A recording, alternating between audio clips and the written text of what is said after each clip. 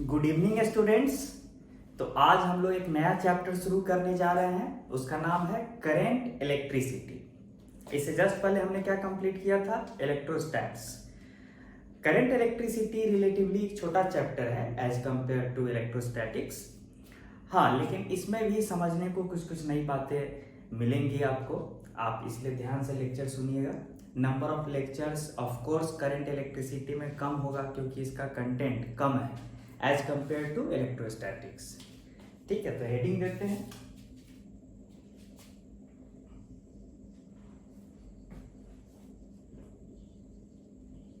Current electricity.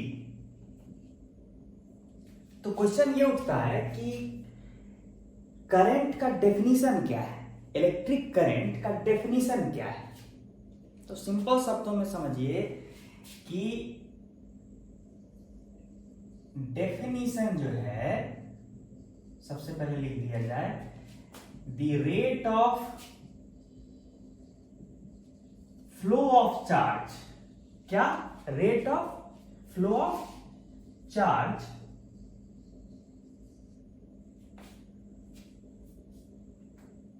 with respect to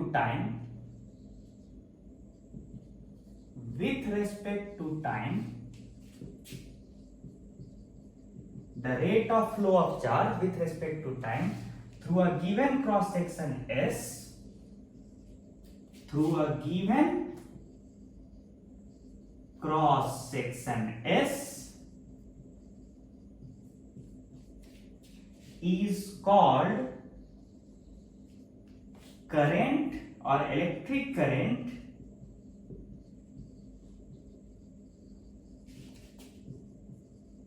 through the cross section S।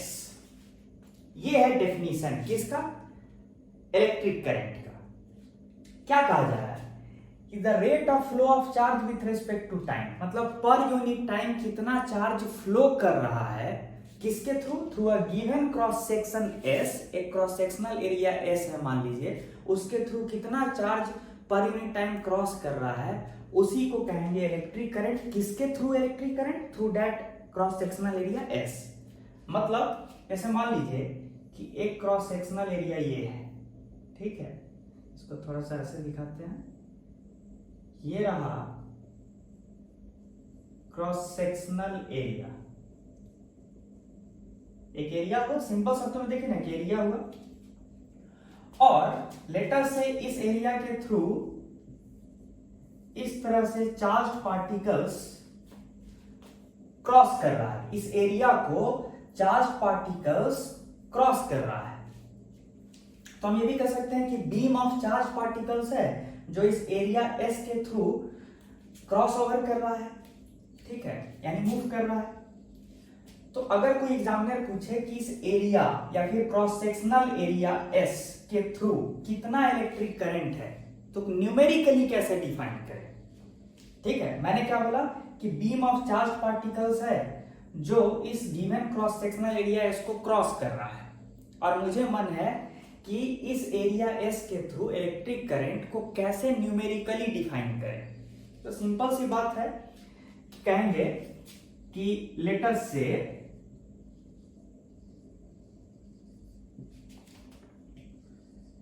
at a given time t, dq amount of charge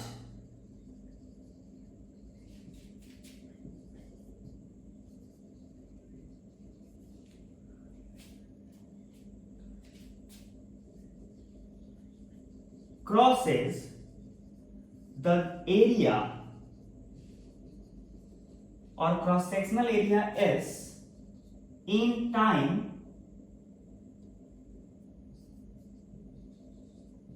dt seconds.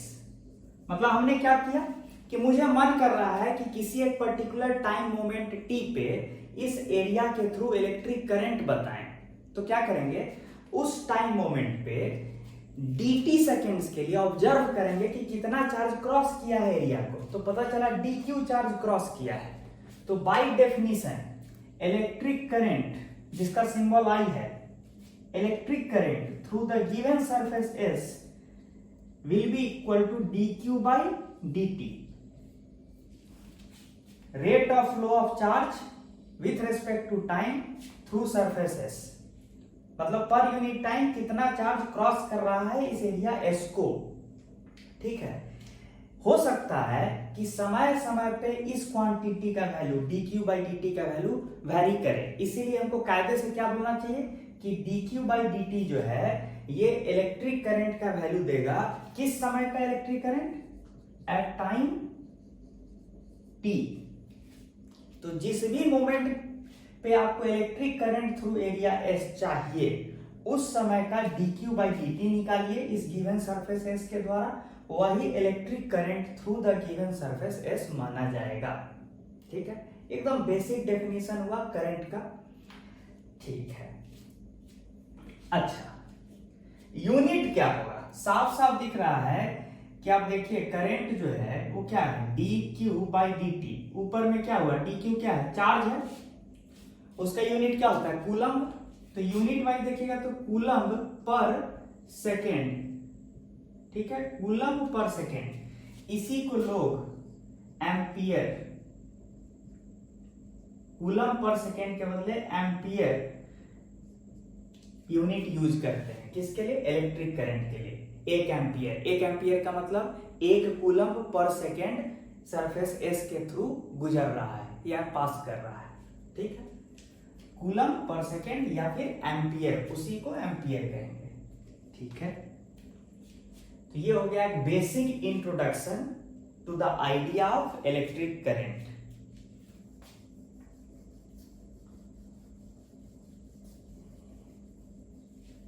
अब आगे बढ़ते हैं.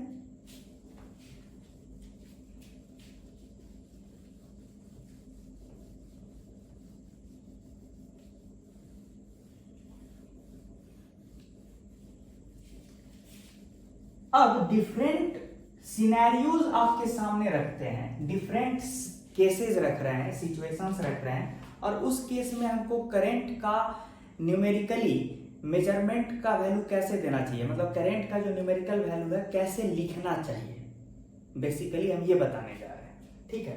Different cases अभी discuss करें. तो let us से case 1 कि मान लीजिए ये रहा area of cross section S. ये रहा area of cross section S. ठीक है. और बीम ऑफ चार्ज पार्टिकल्स इस तरह से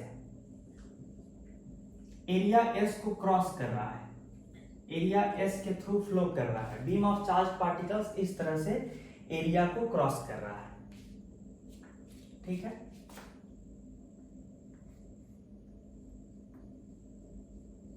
ये रहा आपका एरिया. लेट अस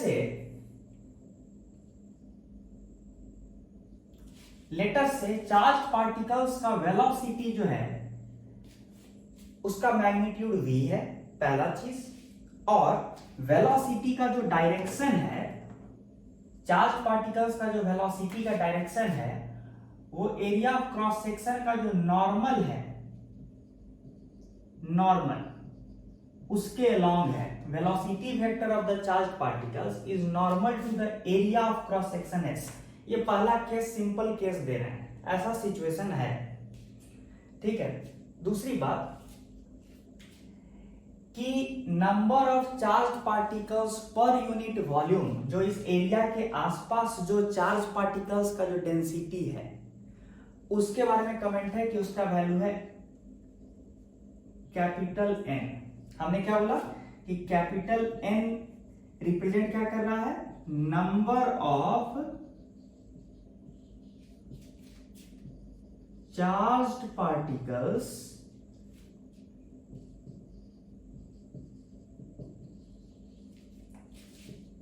पर यूनिट वॉल्यूम. कहां पे? इन the beam of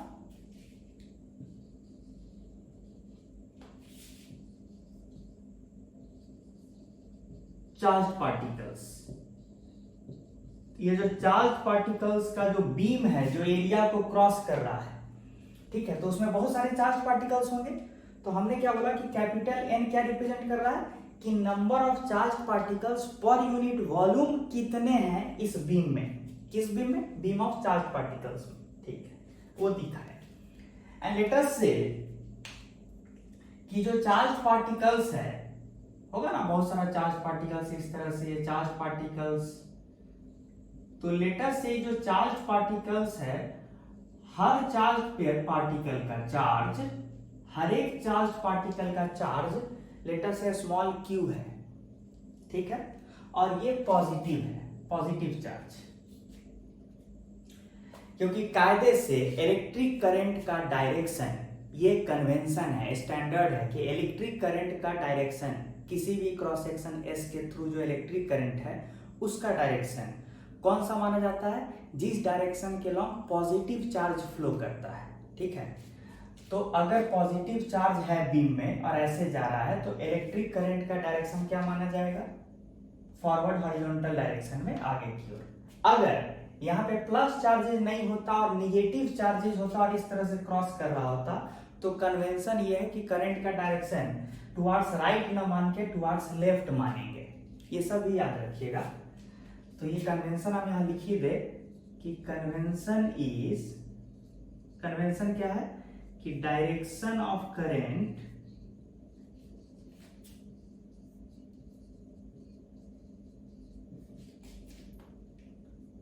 is taken to be the direction of, तो कन्वेंशन क्या है? Direction of current is taken to be the direction of flow of positive charges, ठीक है। तो कन्वेंशन हमारा ये है कि इलेक्ट्रिक करंट का डायरेक्शन उस डायरेक्शन को लेना है जिस डायरेक्शन में पॉजिटिव चार्जेस फ्लो कर रहा है। अच्छा, तो अब हम थोड़ा सा calculation of electric current through the given surface S वाले मुद्दे पे जाते हैं। अच्छा, एक बात बताइए कि आप ही ने बोला कि current I through surface S को कैसे डिफाइन करेंगे? dq by dt। अच्छा, dq क्या था? जो dt सेकेंड्स में चार्ज एरिया को क्रॉस किया है, तो कितना चार्ज dt सेकेंड्स में इस एरिया को क्रॉस किया है?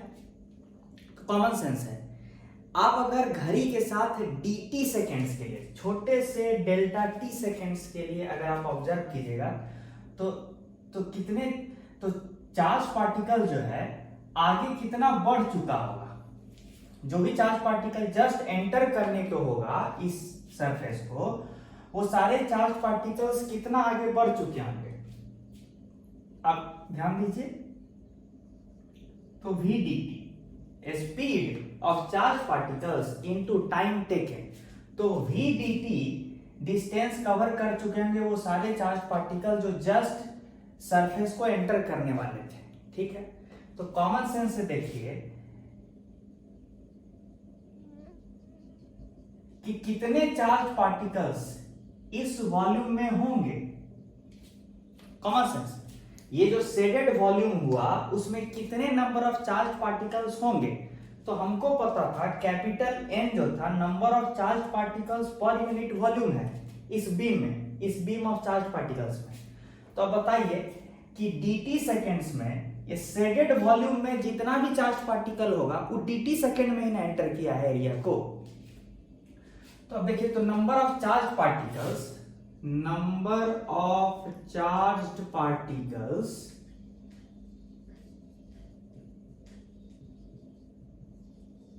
that have entered area S in dt seconds, वो कितना हो जाएगा? तो हमको पता है कैपिटल N है number of charge particles per unit volume, तो हमको इस शेडेड रीजियन का बस वॉल्यूम लिख देना है। तो वॉल्यूम कितना होगा? अगर सरफेस एरिया एस है, ठीक है, ये एस है, क्रॉस सेक्शनल एरिया का जो मैग्नीट्यूड है वो एस है, और ये वी डी टी है, तो तब तो सीधे सीधे इस सिलिंड्रिकल वॉल्यूम का मैग्नीट्यूड कितना हो जाएगा, S into V D T, ये वॉल्यूम हो गया, और volume multiplied by capital N क्या देगा, number of charge particles that have entered area S in dt seconds. ये तो हुआ नंबर ऑफ चार्ज पार्टिकल जो एंटर किया है dt सेकेंड्स में, लेकिन हमको चाहिए कि चार्ज का मैग्नीट्यूड जो एंटर किया है dt सेकेंड्स में। तो इतने नंबर ऑफ चार्ज पार्टिकल्स हैं, और हर चार्ज पार्टिकल पे प्लस क्यू चार्ज है, प्लस क्यू चार्ज। तो चार्ज कितना एंटर किया है, क्या बोलेंगे, charge that have entered s in dt seconds, इसका मैग्नीट्यूड क्या हो जाएगा, तो इस क्वांटिटी को एक पार्टिकल पे जितना चार्ज है उससे मल्टीप्लाई कर देंगे तो कितना हो जाएगा, इतना। तो तब तो electric current that is I through the given cross section S कितना निकल के आएगा, तो ये चार्ज जो एंटर किया है dt सेकेंड्स में उसी को ना dq बोल रहे हैं, वो कितना हो गया, qns v dt by dt, ये कितना आया, qns v। ये इलेक्ट्रिक करंट का मैग्नीट्यूड आया through this cross sectional area S, ठीक है। लेकिन ये किस सिचुएशन में आंसर आया है, जब आप माने हैं कि सारा चार्ज पार्टिकल्स का velocity normal to the cross section S है, और दूसरी बात आप क्या माने हैं कि सारे चार्ज पार्टिकल्स का वेलोसिटी सेम है, दैट इज v, ठीक है। तीसरी बात क्या माने हैं कि सारे चार्ज पार्टिकल्स पे जो चार्ज का मैग्नीट्यूड है वो प्लस q है। ये सारा जंक्शन के बाद आपका इलेक्ट्रिक करंट का मैग्नीट्यूड ये आया है जो आप कैलकुलेट करके लाए हैं, ठीक। अच्छा,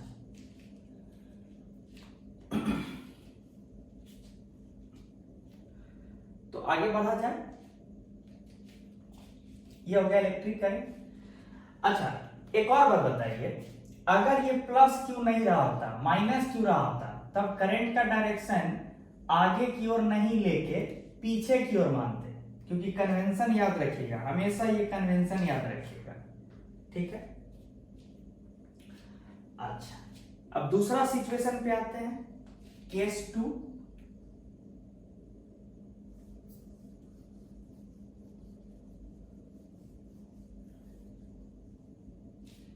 कन्वेंशन वाले पोर्शन को अब हम मिटा सकते हैं,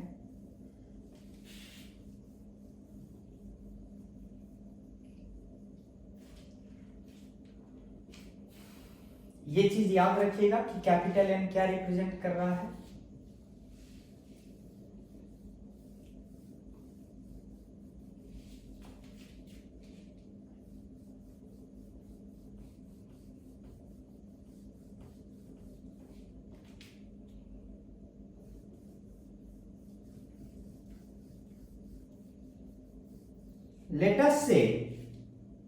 लेटर से केस 2 एक नया सिचुएशन दे रहे हैं कि एरिया ऑफ क्रॉस सेक्शन ये है, और चार्ज पार्टिकल जो एंटर कर रहा है वो इस तरह से कर रहा है, एरिया के थ्रू जो चार्ज पार्टिकल्स एंटर कर रहा है वो ऐसे एंटर कर रहा है, ध्यान दीजिए, ठीक है। अच्छा, और एरिया जो दिया हुआ है उसका नॉर्मल का डायरेक्शन ये है, इसको थोड़ा अच्छे से बनाया जाए,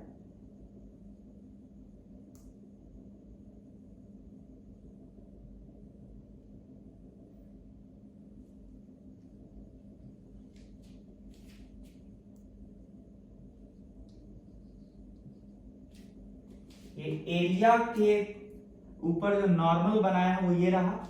लेटर से पार्टिकल जो है वो एक कांस्टेंट पर्टिकुलर वेलोसिटी v से चार्ज पार्टिकल जो है एक पर्टिकुलर वेलोसिटी v से एंटर कर रहा है, लेकिन इस बार वेलोसिटी जो है नॉर्मल के साथ थीटा एंगल बना रहा है, थीटा। ठीक है, अब मेरा जानने का मन है कि इस गिवन क्रॉस सेक्शन S के थ्रू करंट कितना है, अभी इस गिवन सिनेरियो में करंट कितना है। ठीक है, फिर वही कहानी है कि हर चार्ज पार्टिकल पे मान लीजिए कि चार्ज का मैग्नीट्यूड Q है, ठीक है, और कैपिटल N जो है चार्ज पार्टिकल्स का नंबर डेंसिटी है, जो पिछले केस में डिस्कस हुआ था, सारा सिचुएशन वही है। तो बताइए क्या करेंगे, कैसे ये निकालेंगे? लॉजिक वही है, dt सेकेंड्स के लिए आप ऑब्जर्व कीजिए कि चार्ज पार्टिकल्स किस तरह से मूव किया है। तो dt सेकेंड्स में चार्ज पार्टिकल इस तरह से v dt डिस्टेंस कवर करेगा, ये सारा ऐसे ऐसे ये सारा v dt होगा। तब ध्यान दीजिए कि उस सिनेरियो में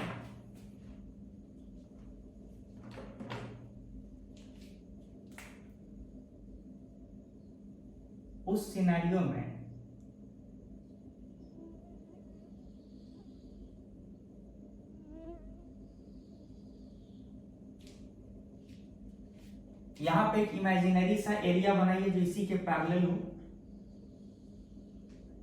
ठीक है,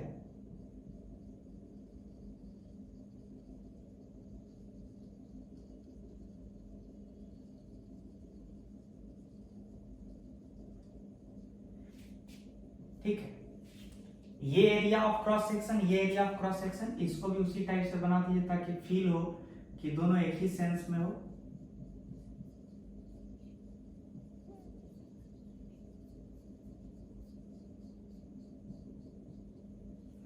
ठीक है, ये कितना होगा बाय डेफिनेशन? आपने भी बोला v dt सेकेंड्स में। अब आपको पता है कि आप इनडायरेक्टली क्या चाह रहे हैं कि ये जो एरिया S है और ये जो इमेजिनरी एरिया S डैश है, इसके बीच में कितने चार्जेस हैं, ठीक है ना, वही चार्ज माना जाएगा कि क्रॉस किया है एरिया S को dt सेकेंड्स में। ठीक है, तो इनडायरेक्टली हमको क्या करना होगा कि पहले जो ये गिवन ये जो आपका वॉल्यूम बना है, ये जो वॉल्यूम बना है ना,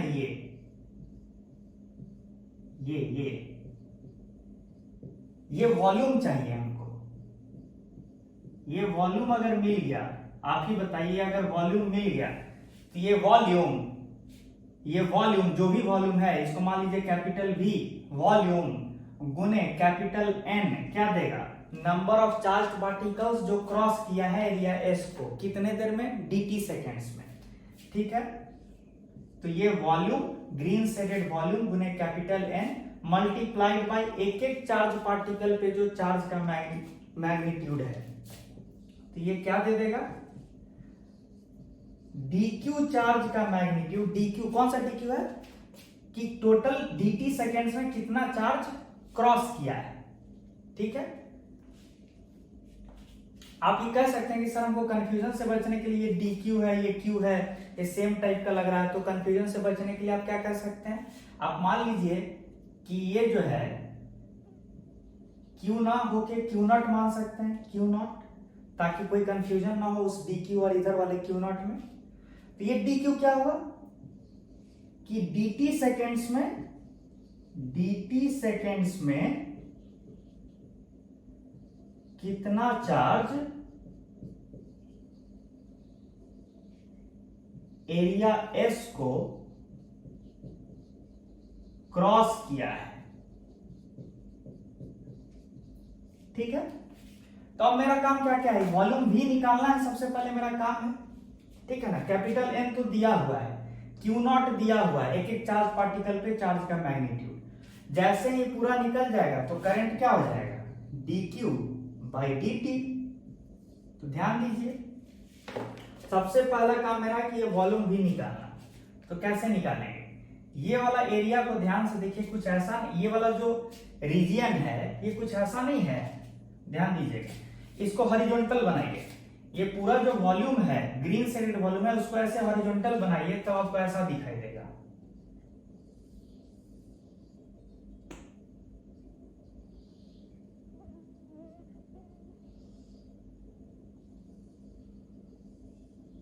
ठीक है, और ये कितना है,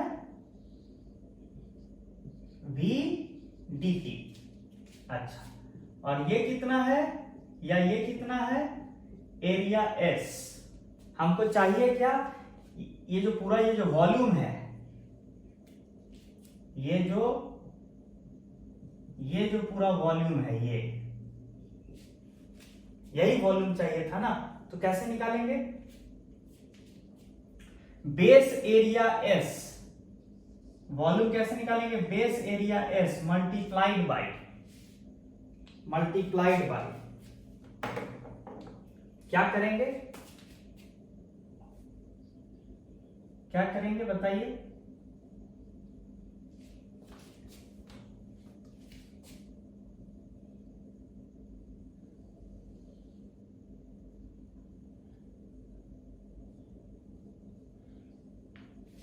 ठीक है, क्या करेंगे,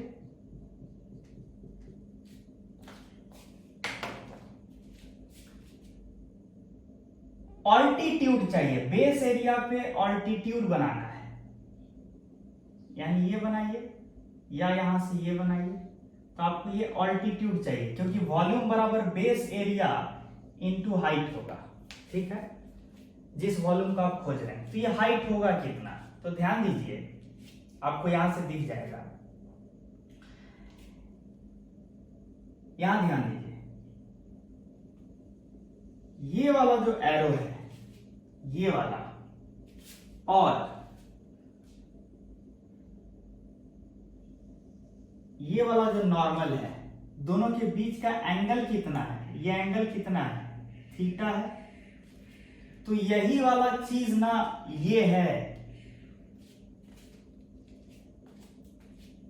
देखिए यही वाला चीज ना ये है या ये है कि नहीं, या फिर इसको आप ऐसे देखिए,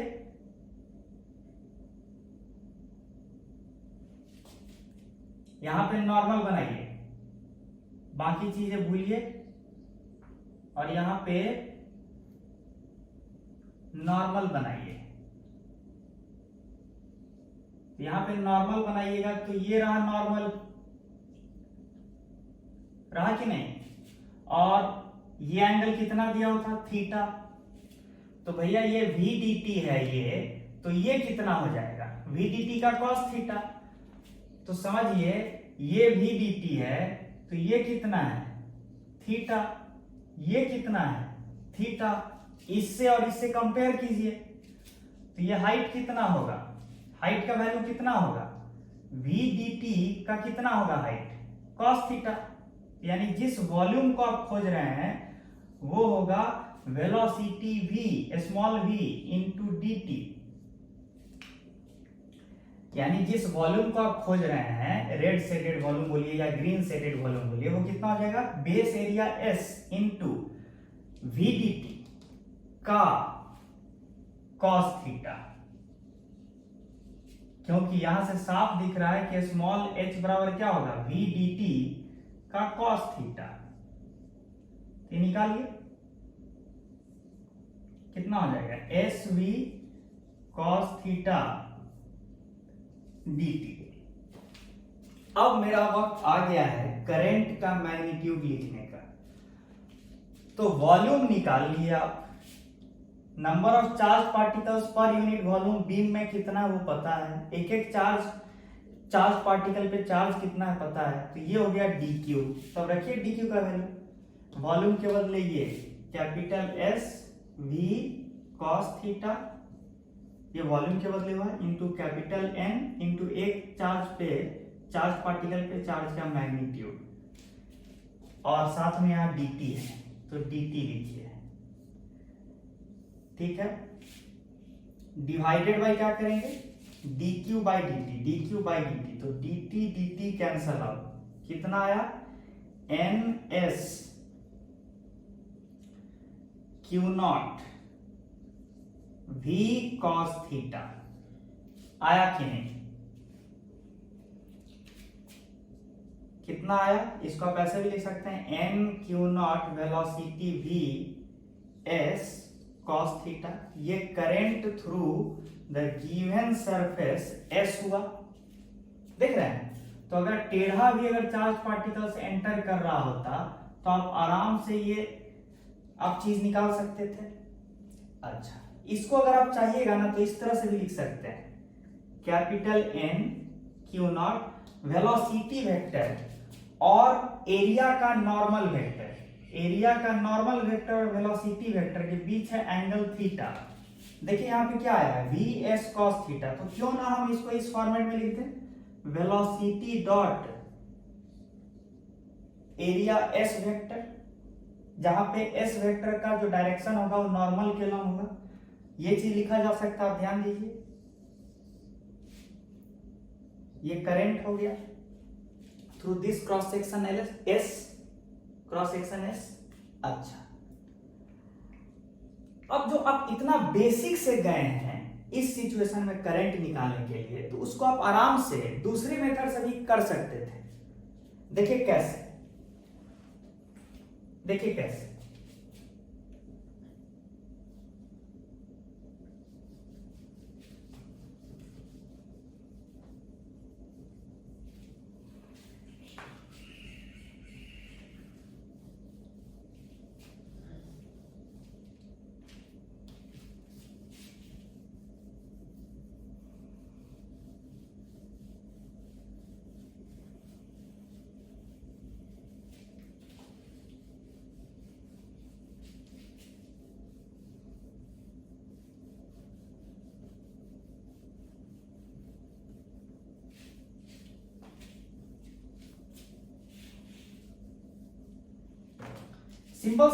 सिंपल शब्दों में समझिए कि ये एरिया था और इसको चार्ज पार्टिकल्स का बीम ऐसे क्रॉस कर रहा था वेलोसिटी v से।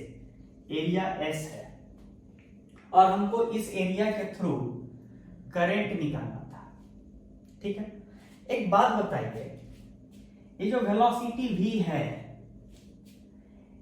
ये नॉर्मल के साथ, नॉर्मल टू द एरिया के साथ थीटा एंगल बना रहा है। तो कॉमन सेंस बताइए, चार्ज पार्टिकल्स का वेलोसिटी का कौन सा कंपोनेंट चार्ज को मदद कर रहा है एरिया को क्रॉस करने में? एरिया को क्रॉस करने में वेलोसिटी v का कौन सा हिस्सा मदद कर रहा है? v का cos थीटा, ठीक है? मतलब पूरा वेलोसिटी v काम का नहीं है करंट मेजरमेंट में, v का cos थीटा काम का है। बाद बाकी तो एरिया s वही है, चार्ज पार्टिकल्स का डेंसिटी n ही है, एक एक चार्ज पे मैग्नीट्यूड q नॉट ही है। तो पहला केस याद आ रहा है जब एरिया s दिए था और सीधे इस तरह से पार्टिकल्स एंटर कर रहा था स्पीड v से, उस समय आप करंट का वैल्यू क्या बताए थे? n एरिया s था, ये लाए थे आप करंट। यही फॉर्मूला हम यहां भी यूज कर लेंगे, बस एक एक्सेप्शन है कि पहले केस में पूरा वेलोसिटी भी मदद कर रहा था चार्ज पार्टिकल को एरिया क्रॉस करने में। अब पूरा वेलोसिटी v ना लिख के v का कौन सा कंपोनेंट लेंगे? cos थीटा, क्योंकि v का cos थीटा चार्ज को एक्चुअल में मदद कर रहा है रिंग को क्रॉस करने में। तो बस इस v के बदले v cos थीटा लिख देंगे। तो इस केस में करंट का वैल्यू आप क्या लिख सकते थे? n q के बदले आप q नॉट लिख दीजिए कंफ्यूजन से बचने के लिए, n q not s v cos theta हो गया। यही तो आंसर आपका आया था, लेंथी जो आप पूरा डिराइव किए। डेरिवेशन करवाना मेरी जिम्मेदारी है ताकि आपको बेसिक से भी चीजें दिखे, लेकिन एग्जामिनेशन पॉइंट ऑफ व्यू से ये सब चीज भी ध्यान में रहना चाहिए, ठीक है? ये था केस 2। अब केस 3 पे बढ़ते हैं।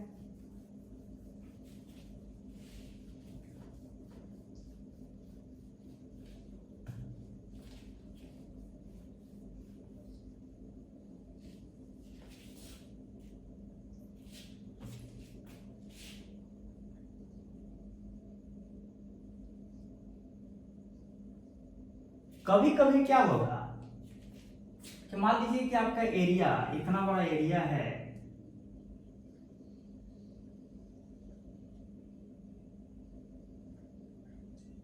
ठीक है, ये हुआ, ये एरिया का वो पोर्शन है जो आपकी तरफ है, इसीलिए उसको थोड़ा ज्यादा सा डार्क कर देते हैं ताकि आपको एरिया का थोड़ा रियल फीलिंग आए।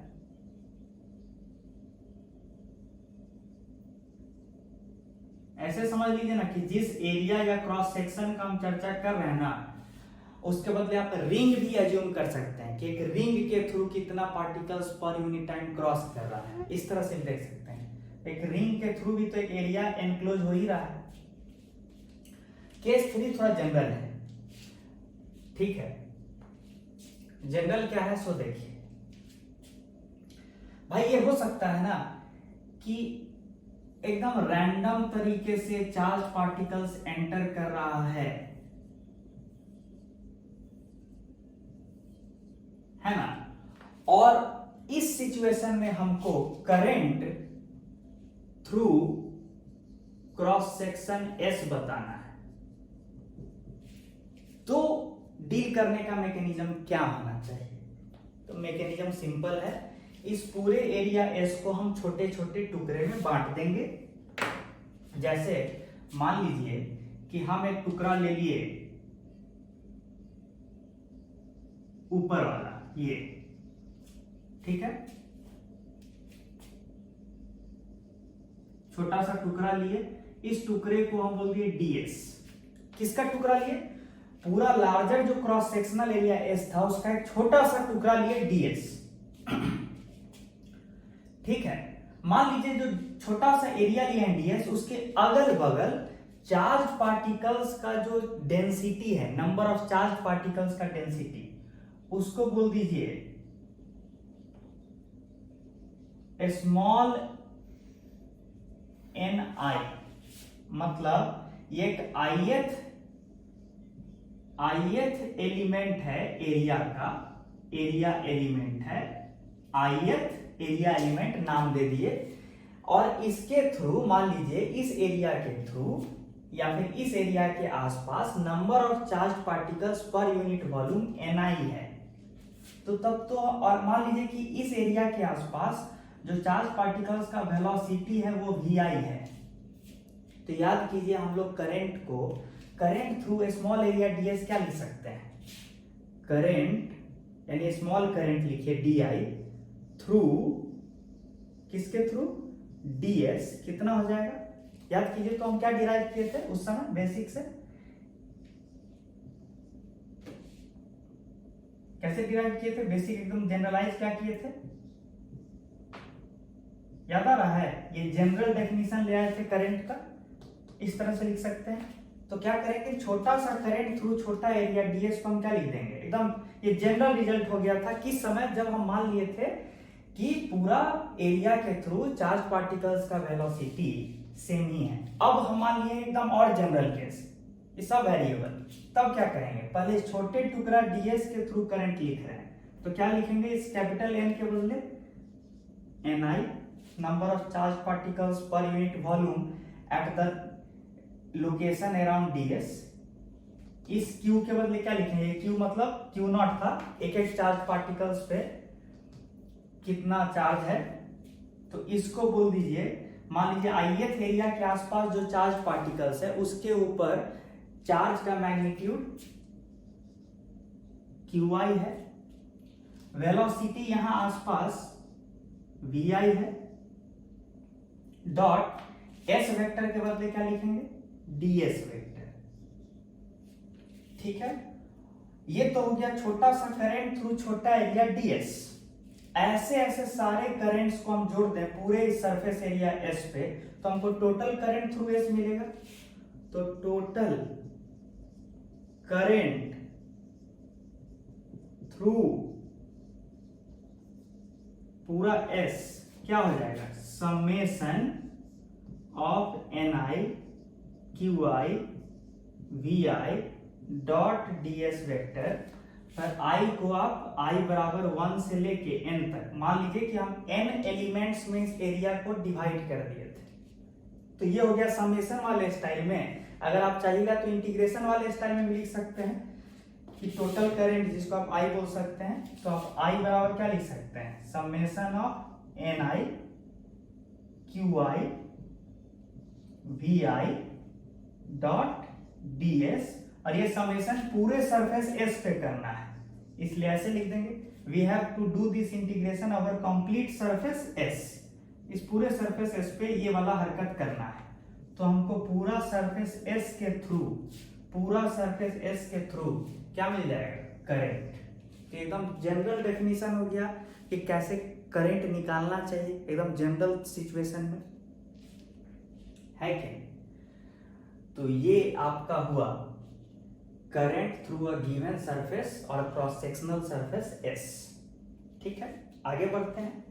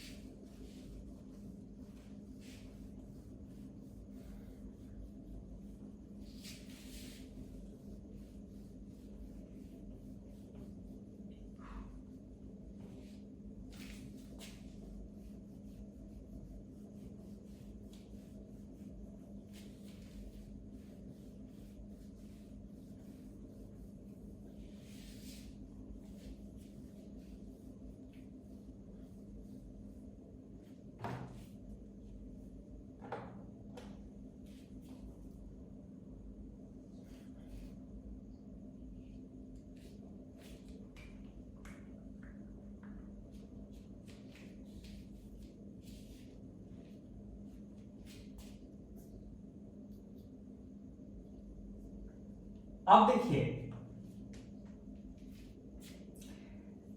इलेक्ट्रिक करंट से एसोसिएटेड एक और कॉन्सेप्ट है जिसको कहते हैं करंट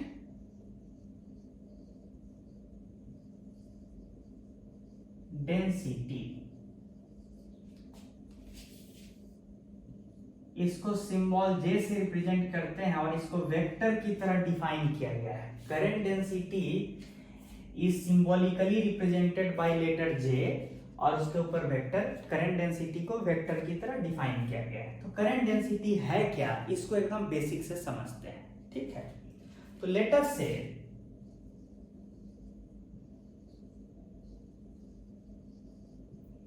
एक बीम ऑफ चार्ज पार्टिकल्स है,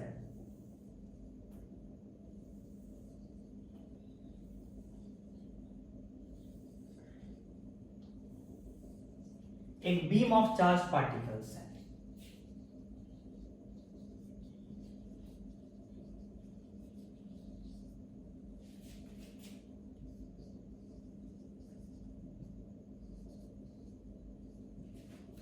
ध्यान दीजिएगा कि कैसे करंट डेंसिटी को डिफाइन किया गया है।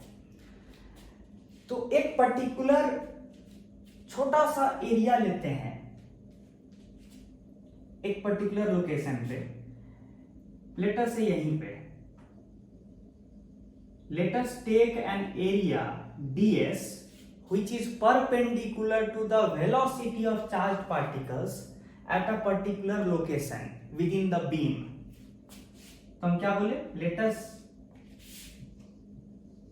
us take a small area ds, उसको आप सिंबॉलिकली ds परपेंडिकुलर बोलिए। क्यों, small area ds perpendicular which is perpendicular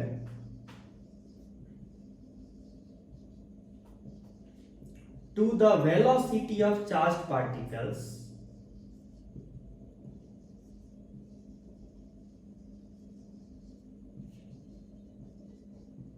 ठीक है, at a particular point P, at a particular location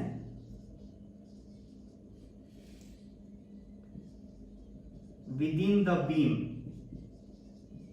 ठीक है, बीम के अंदर एक पर्टिकुलर लोकेशन में एक छोटा सा एरिया लिए हैं जो कि क्या है, खासियत क्या है उस एरिया का, जो perpendicular to the velocity of charge particles है। यहाँ पे जो भी चार्ज पार्टिकल्स है, यहाँ पे उस चार्ज पार्टिकल का जो वेलोसिटी है इस चूजन एरिया के परपेंडिकुलर होना चाहिए। तो इस तरह के एरिया को डीएस परपेंडिकुलर बोले हैं, ठीक है। इसके थ्रू करंट कितना होगा, let us write a small current through this DS perpendicular area. DS perpendicular area कितना हो जाएगा, a small current through this red area, short में कितना हो जाएगा। तो क्या करेंगे, यहां पे जो number of charge particles per unit volume होगा उसको स्मॉल ni से रिप्रेजेंट कीजिए, number of charge particles per unit volume, वही logic, multiplied by charge on per every particle, और पार्टिकल का, चार्ज पार्टिकल्स का वेलोसिटी जो है vi मानिए, तो क्या करेंगे vi, ठीक है, और डॉट क्या करेंगे ds, कौन सा ds, ये वाला ds, तो ये वाला ds क्या है ds परपेंडिकुलर, तो dot ds perpendicular vector, this is the small current through the chosen area ds perpendicular, small current, ठीक है। अब ध्यान दीजिएगा करंट डेंसिटी का डेफिनेशन क्या है, करंट डेंसिटी का, magnitude of current density is defined as current through this perpendicular area divided by magnitude of this perpendicular area, that is DS perpendicular. मैंने क्या किया कि जिस डायरेक्शन में चार्ज पार्टिकल्स मूव कर रहा था उसके 90 डिग्री पे एक एरिया लिया छोटा सा, एक पर्टिकुलर लोकेशन पे, उस एरिया के थ्रू क्या लिखा करंट, और करंट डेंसिटी का मैग्नीट्यूड को कैसे डिफाइन किया गया है कि ये जो परपेंडिकुलर एरिया के थ्रू जो भी करंट है डिवाइडेड बाय इस एरिया का मैग्नीट्यूड, यानी करंट पर यूनिट एरिया, कौन सा area, which is perpendicular to the velocity of charged particles। मैंने क्या बोला, करंट डेंसिटी को कैसे डिफाइन किया गया है, magnitude of current density has been defined as the current per unit cross sectional area which is perpendicular to the direction of velocity of the charged particles। तो ठीक है, वेलोसिटी ऑफ चार्ज पार्टिकल्स के perpendicular जो area है उसके through जो current per unit area है, current per unit area, वही करंट डेंसिटी का मैग्नीट्यूड है, ठीक है। तो फिर आपके मन में डाउट होगा कि सर करंट डेंसिटी को तो आप वेक्टर बोले हैं, तो इसका डायरेक्शन क्या लें, तो फिर एक और लाइन लिखना चाहिए, direction of current density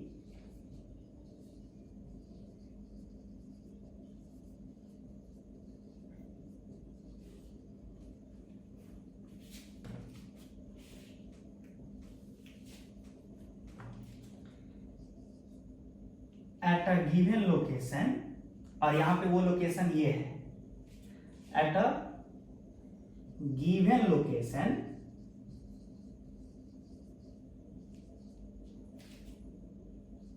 is taken to be the direction of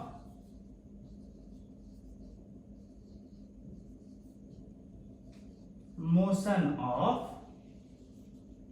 positive charged particles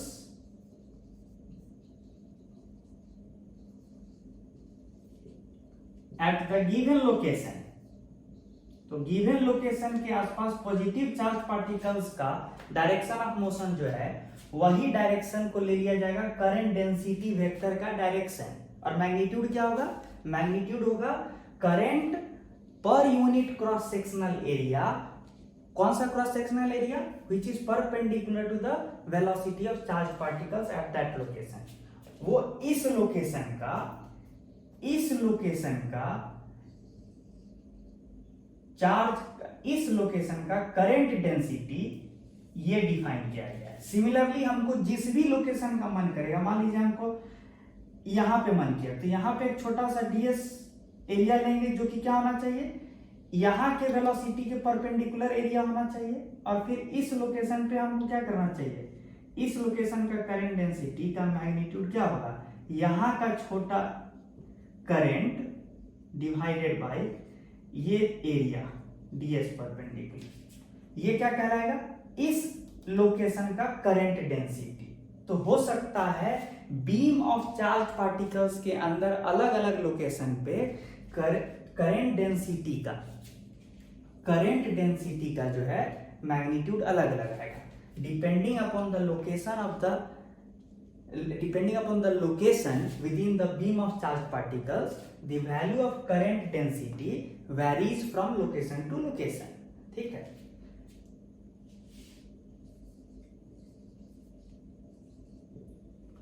अच्छा, इस चीज को यहां अप्लाई कर लेते हैं। तो करंट डेंसिटी जो हुआ वेक्टर, उसका मैग्नीट्यूड क्या हो गया इस डेफिनेशन से, तो DI divided by DS perpendicular करके देखिए तो क्या हो जाएगा। सबसे पहले देखिए DI, चूंकि ये DS perpendicular vector velocity vector के ही पैरेलल है, तो डॉट प्रोडक्ट को हम सीधे हटा सकते हैं, डॉट प्रोडक्ट को, और कितना आएगा NI QI VI DS perpendicular by DS perpendicular, तो कितना आ गया NI QI VI। ये हो गया current density at the given location within the beam of charge particles. कितना हो गया, number of charge particles per unit volume near this red area into magnitude of charge on every charged particle into velocity of charged particles at the given red area। ये हो गया current density at the given red area. ऐसे ही आप हर location पे current density निकाल सकते हैं। अच्छा, ये बात हो गया। करंट डेंसिटी एक वेक्टर क्वांटिटी है जिसका डायरेक्शन भी बता दिया और मैग्नीट्यूड भी बता दिए। ठीक है, इसमें और कुछ बताने योग्य चीज करंट डेंसिटी में। अच्छा, सिंपल सा एक चीज कि मान लीजिए ये क्रॉस सेक्शनल एरिया S है और इसके थ्रू एकदम नॉर्मल डायरेक्शन में चार्ज पार्टिकल्स क्रॉस कर रहा है और आप करंट निकाल लिए I। इस given cross sectional area S के थ्रू करंट है I और एरिया है S। तो इस सिंपल सिनेरियो में करंट डेंसिटी का मैग्नीट्यूड क्या हो जाएगा, I divided by area S, current per unit area, इस सिंपल सिनेरियो में। ठीक है, क्योंकि यहाँ करंट जो है यूनिफॉर्मली डिस्ट्रीब्यूटेड है ओवर एरिया S। यहाँ पे अलग अलग लोकेशन पे अलग अलग सिचुएशन है, तो इसलिए कायदे से बेसिक डेफिनेशन ये होना चाहिए। ठीक है, अच्छा, और कुछ करंट डेंसिटी में। अब आपको एक चीज बताते हैं कि करंट डेंसिटी और करंट में एक रिलेशन है।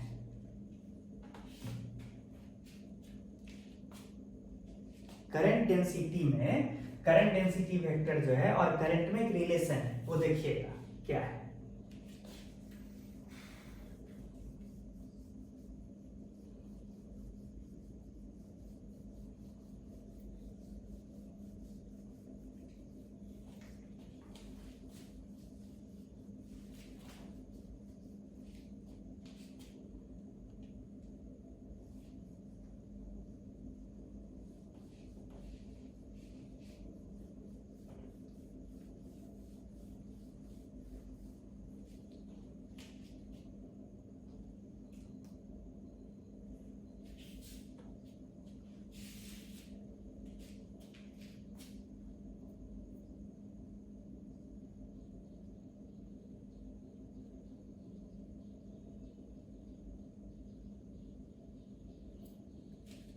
ठीक है,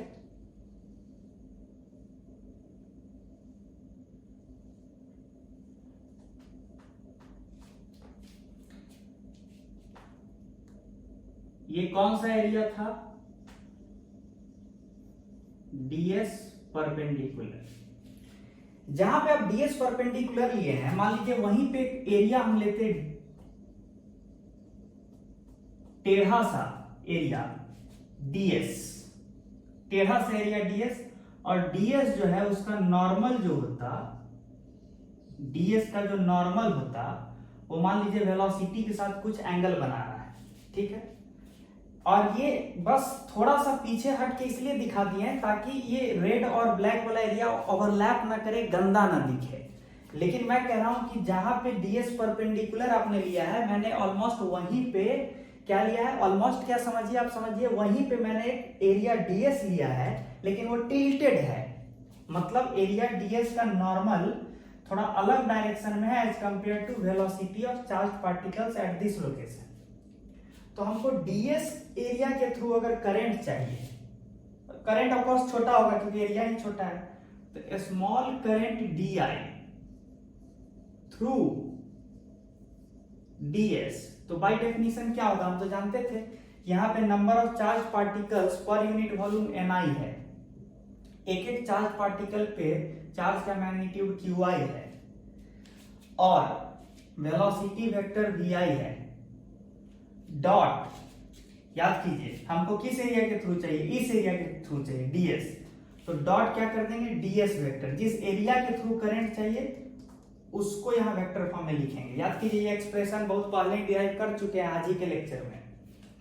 ये हो गया small current through this ds area, है ना।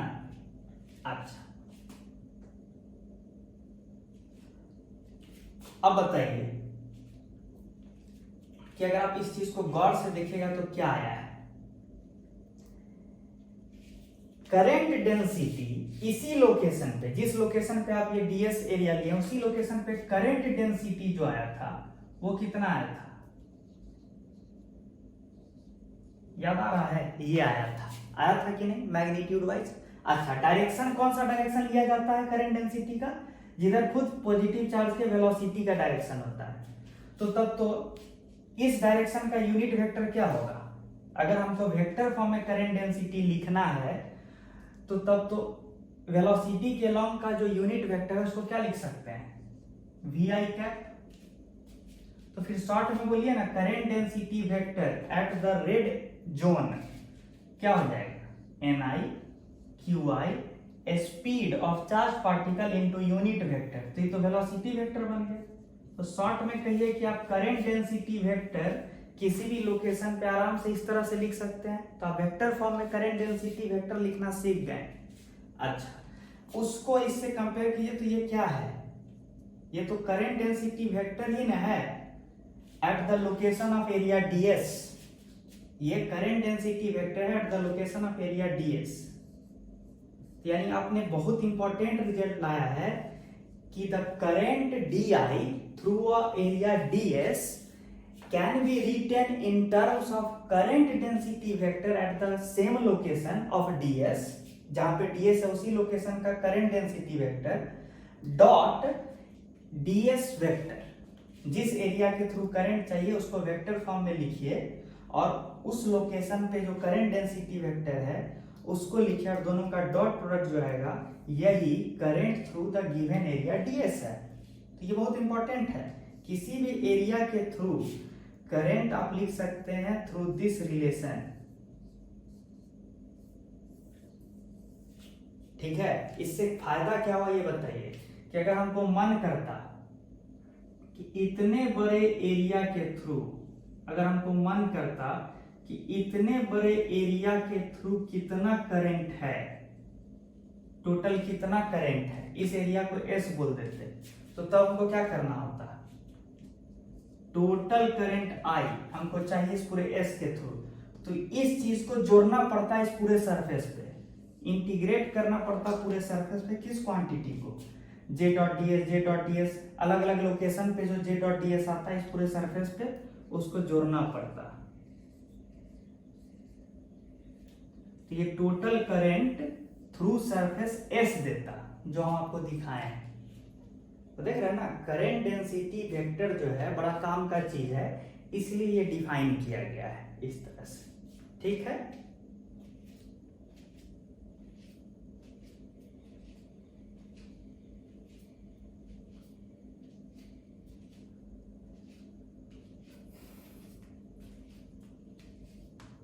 अब आगे बढ़ा जाए।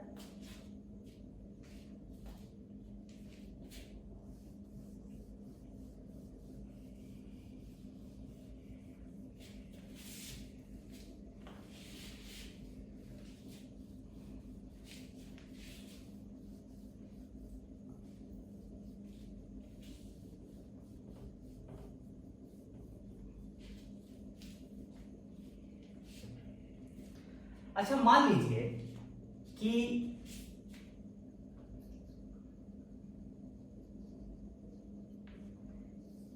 एक पूरा एक मीडियम है जिसमें चार्ज पार्टिकल्स अपना एकदम जिगजैग रैंडम मैनर में चार्ज पार्टिकल्स फ्लो कर रहा है। ठीक है, एक मीडियम है जहां पे चार्ज पार्टिकल्स अपना फ्लो कर रहा है। ठीक है, और मेरा मन किया कि एक इसी रीजन में, जिस वॉल्यूम में चार्ज पार्टिकल्स फ्लो कर रहा है, उसी रीजन में एक surface area, closed surface area, imaginary closed surface area draw कर लिए। Imaginary closed surface area, closed. इस बात पे ध्यान दीजिएगा कि हमने क्या किया है, क्लोज्ड सरफेस एरिया लिया है। अच्छा, कहां पे लिया है, एक ऐसा रीजन ऑफ स्पेस जहां पे बीम ऑफ चार्ज पार्टिकल्स अपना फ्लो कर रहा है। अच्छा, हमने अभी भी क्या दिखाया कि कोई भी एक छोटा सा सरफेस ले लीजिए ds, तो अगर हम वहां पे j डॉट ds कर दें, ds वेक्टर तो ये माना जाएगा। ठीक है, और करंट डेंसिटी यहां पे क्या होगा, जिस तरह का करंट, जिस तरह का चार्जेस फ्लो कर रहा, तो यहाँ पे करंट डेंसिटी का वेक्टर क्या हो जाएगा, कुछ ऐसा हो जाएगा। ठीक है, तो आप बताइए कि current density vector J dot ds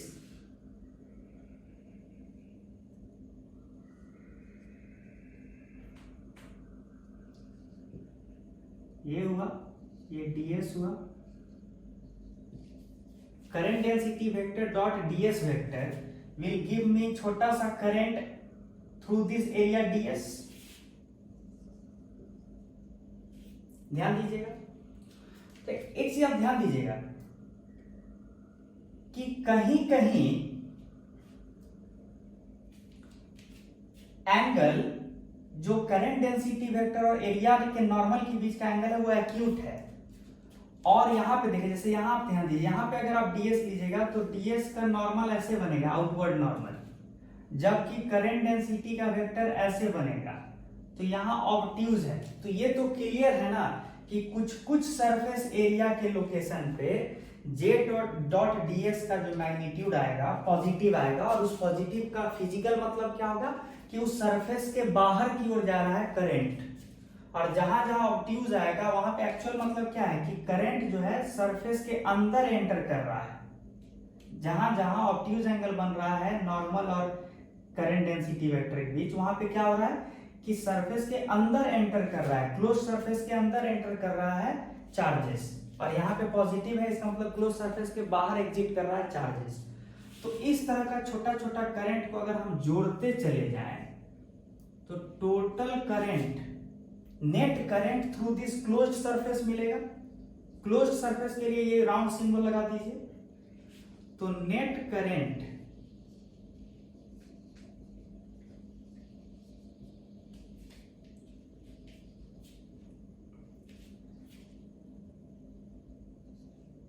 I through closed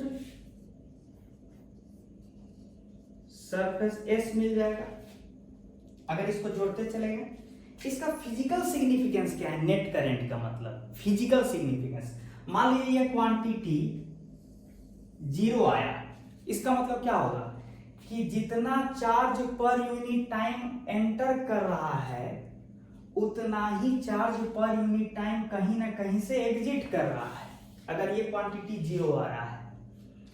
अगर ये क्वांटिटी नॉन जीरो आ रहा है, मान लीजिए ये क्वांटिटी पॉजिटिव आ गया, पॉजिटिव का मतलब हो गया कि जितना करंट एग्जिट कर रहा है वो ज्यादा है और जो करंट एंटर कर रहा है वो कम है, यानी नेट करंट इस शेडेड एरिया से बाहर जा रहा है। अगर ऐसा है तो लॉजिकली सोचिए कि अगर ये क्वांटिटी पॉजिटिव है मतलब कम चार्ज अंदर आ रहा है और ज्यादा चार्ज बाहर जा रहा है, इसका पॉजिटिव होने का मतलब ये है। और ये अगर जीरो हो गया तो जितना चार्ज पर यूनिट टाइम अंदर आ रहा है उतना ही चार्ज पर यूनिट टाइम बाहर भी जा रहा है कहीं ना कहीं से इस क्लोज सरफेस एस के थ्रू। अगर निगेटिव आ गया ये जे डॉट डी एस पूरे सरफेस पे अगर ये इंटीग्रेशन किया निगेटिव आ गया मतलब ज्यादा charge per unit time enter कर रहा है और कम charge per unit time exit कर रहा है। तो ये क्वांटिटी अगर आप परफॉर्म कर लिए एक क्लोज्ड सरफेस एस पे, कौन से एरिया में, जहां पे बीम ऑफ चार्ज पार्टिकल्स है, अगर ये एक्शन आप परफॉर्म कीजिएगा तो बहुत कुछ पता चल जाएगा कि अगर सिचुएशन स्टेडी स्टेट वाला है, मतलब if the situation belongs to steady state, मतलब बिलोंग्स टू, बहुत बच्चों के मन में डाउट आएगा कि सर आप जो ये वर्ड यूज कर लिए इस वर्ड का मतलब क्या होगा। If the situation belongs to steady state, तो सबसे पहले दिमाग में आया कि सर स्टेडी स्टेट आप किसको बोलना चाह रहे हैं, ऐसा स्थिति जिस समय इस क्लोज्ड सरफेस या इमेजिनरी सरफेस जिसको आप नाम भी दे सकते हैं एस, अगर ऐसा सिचुएशन है कि इस क्लोज सरफेस के अंदर चार्ज का ना डिप्लीशन हो रहा है ना एक्यूमुलेशन हो रहा है, मतलब ना चार्ज बढ़ रहा है, मतलब ना चार्ज का डिपोजिशन हो रहा है इस क्लोज सरफेस के अंदर, ना चार्ज का नुकसान हो रहा है नेट चार्ज का। अगर ऐसा है तो उस सिचुएशन को बोलते हैं स्टेडी स्टेट। इस एरिया के अंदर जो सिचुएशन है वो स्टेडी स्टेट है, समझे। तो अगर सच में सिचुएशन स्टेडी स्टेट है मतलब जितना charge per unit time enter करेगा उतना ही charge per unit time exit करना चाहिए, है ना, ये करना चाहिए ताकि अंदर में कोई भी चार्ज का ना एक्यूमुलेशन हो सके ना नुकसान हो सके। तो अगर सिचुएशन स्टेडी स्टेट का है तो ये क्वांटिटी क्या आना चाहिए, जे डॉट डी एस का समेशन पूरे क्लोज्ड सरफेस एस पे ये क्वांटिटी जीरो आना चाहिए अगर सिचुएशन स्टेडी स्टेट वाला है। और स्टेडी स्टेट का मतलब समझा दिए कि if there is no accumulation और loss of charge within a given closed surface S, then we say that the situation is under steady state in that closed surface S। Clear, एकदम clear हो जाना चाहिए। तो ये था आपका एक introduction to the idea of electric current and to the idea of current density as a vector, ठीक है। तो एक लमसम सा एक आपको व्यू दिए हैं और आगे बढ़ेंगे, ठीक है।